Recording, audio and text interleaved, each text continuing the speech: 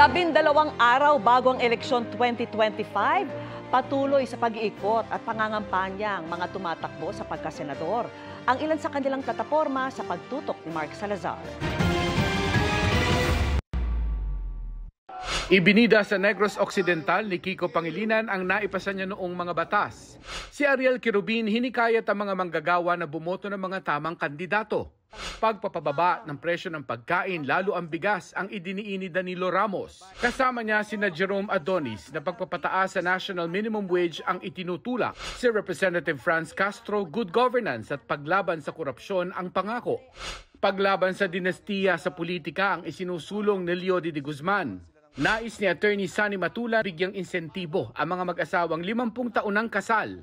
Binigyan diin ni Senator Francis Tolentino ang pagtanggol sa West Philippine Sea. Nangako ng tulong sa agriculture and fishery sectors si Representative Camille Villar.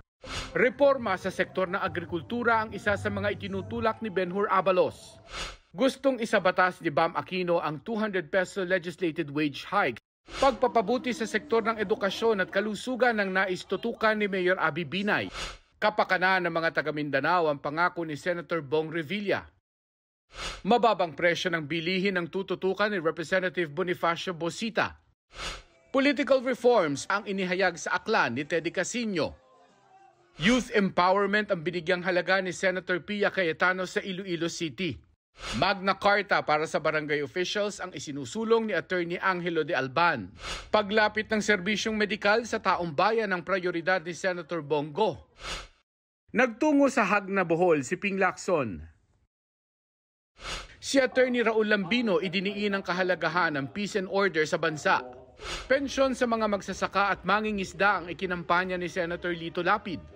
Trabaho at kabuhayan para sa mga mahihirap ang itinutulak ni Congressman Rodante Marcoleta. Libreng pabahay para sa mahihirap at mga biktima ng sakuna ang nais ni Manny Pacquiao.